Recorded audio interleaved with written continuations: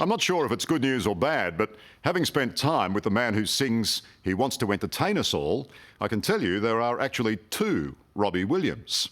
One is one of the best-selling solo artists of all time, the charismatic and cheeky showman from the north of England. The other is a complete contradiction, an introspective, almost unsettled soul who often questions his self-worth. Maybe the former Hellraiser turned family man has all grown up. But no matter who's in the room, both Robbie Williams need to be listened to. Are you in? I'm in. Are we ready already? Ready already. So I don't think I'm ready. Are you ready? I'm really ready. I've never been more ready than this moment right now.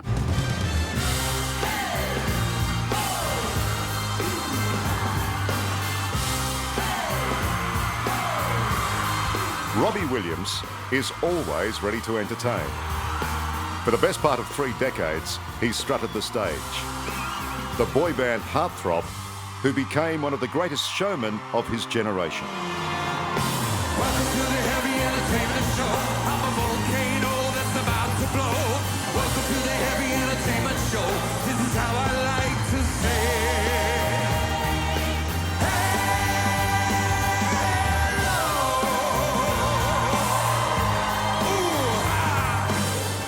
What is it about you think, Robbie, that people love? Because they do. I mean, it's been the foundation of your whole career, hasn't it? Have you ever stopped and given it any thought? Yeah, I have. And you stare into the abyss and the abyss stares back and you just fall into that and you can't make sense of anything at all. I mean, you've got to understand that my life's been so extreme and I'm from a place in northern England, working class, where this just doesn't happen to anybody at all. And you know, once you start pondering these things is when the real trauma when the real problem kicks in. And I prefer not to. Viva Bris Vegas. This week, Robbie returned to Australia. Viva, viva Bris Vegas.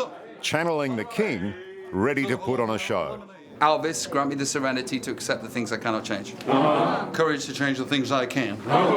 And the wisdom to know the difference. Thank you very much. Heading out front, you'd think he was the most confident man in the world. Let's see where I I come fucking here. So come on. Unfortunately for me, because I don't want to be that way, but I'm an introvert. Grab yourself an alibi. Ever know your mother lied? And I do an impression of an extrovert. Very good impression. Well, thank you very much. Yeah, but I'm kind of, my natural way of living would be sort of isolating away from people and feeling uncomfortable in social situations. A bit agoraphobic. Bit more than a bit agoraphobic. And which has always been at odds with my public persona. But what is it? What is the anxiety? When you've got a beautiful family, you've got an enormous house, you've got millions of dollars in the bank, you've got global success, what makes you anxious? What makes you have a cold? Do you think that having all of that stops me getting the flu? You know, it's similar sort of, it's my makeup. You know, it's the way that I am. I hate to term it a mental illness because it seems so serious, but it is that serious. But you use whatever you've got. And my dysfunction's taken me this far, so God bless my dysfunction. Vacant in a photograph waiting. The weather here is a bit different from Stoke-on-Trent, isn't it? It's a lot different from Stoke-on-Trent, but For much of the past 18 years, Robbie Williams has called Los Angeles home. It's a soul transmission.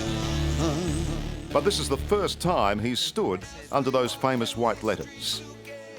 actually, when you get closer to it, you think it's going to be incredibly big, but it's not that big, is it? It's kind of impressive and a letdown at the same time, which encapsulates perfectly what Hollywood is. Have you been to Hollywood itself in the centre?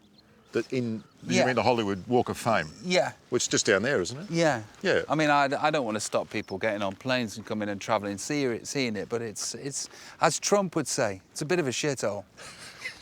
Hey, ho, here she go. Either a little too high or a little too low. Got no self-esteem and vertigo. Robbie never really made it in the US, but he never needed to. And then I go and spoil it all by saying something stupid like I love. 75 million album sales and a $270 million fortune, affording him all the trappings of rock star excess. Party like a Russian.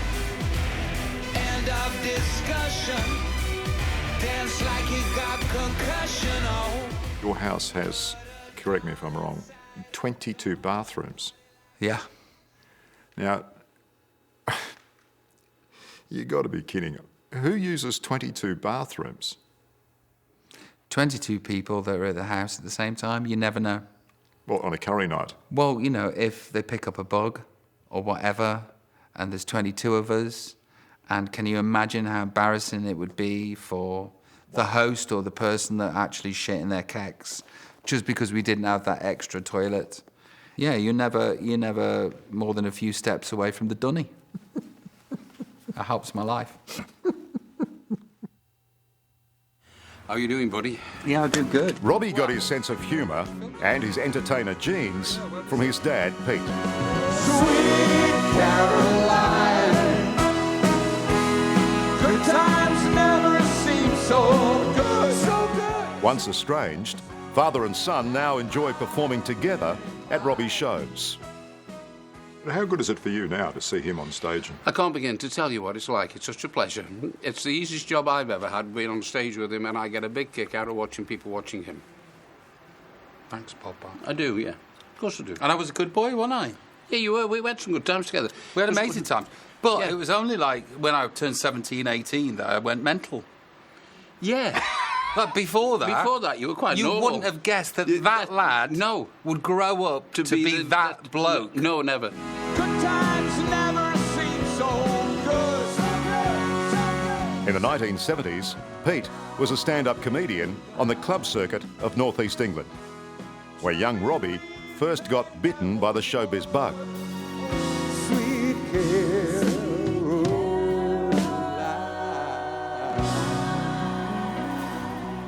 I never thought I had a voice. I never thought I could sing. So I was going to be an actor, or I was going to be an entertainer, you know. Well, when did the penny drop? Was there a defining moment when you thought, well, I have got a voice, I can sing? I auditioned for Take That because, you know, I got jazz hands and I could dance a little bit like MC Hammer. Well, I could do the Running Man anyway. So I auditioned for this boy band and I got in, and the rest is history. Whatever I said, whatever I did, I didn't mean it. I just want you back for good. Take That became the biggest boy band on the planet.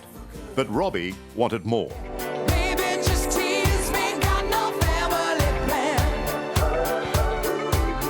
In 1995, he quit and went on to become the most successful solo artist in British history. I don't wanna rock, DJ,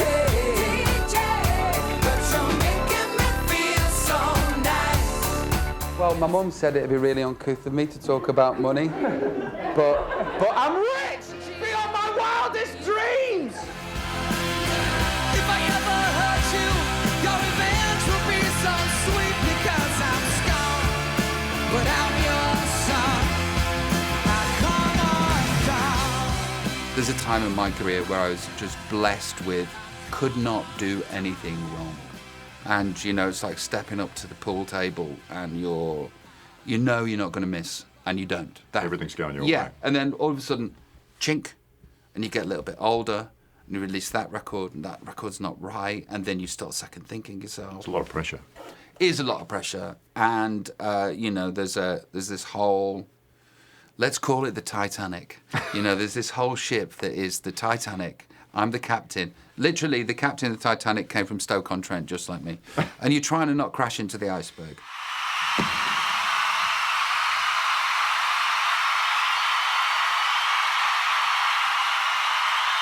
You're a complicated man. Yeah, but Tell me a person that hasn't been at that level of fame and doesn't go crazy. That hasn't gone a bit mad. I'm just another one of the people that went a bit mad. I just wanna feel real love. His saviour was his wife, Ida Field, an American actress and the love of his life. Running through my veins. What's the nicest thing you reckon you've ever done for her? Come on. What's Well, the she best never has thing? to work ever again in a life, or a next life, or the life after that. So I think that's the nicest thing that I've ever done. So you've bestowed retirement upon her. Yes.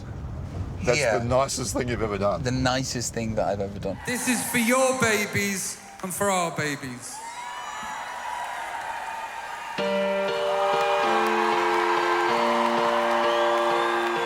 Robbie is now a dedicated family man, never happier than when he's being dad to kids Teddy and Charlie.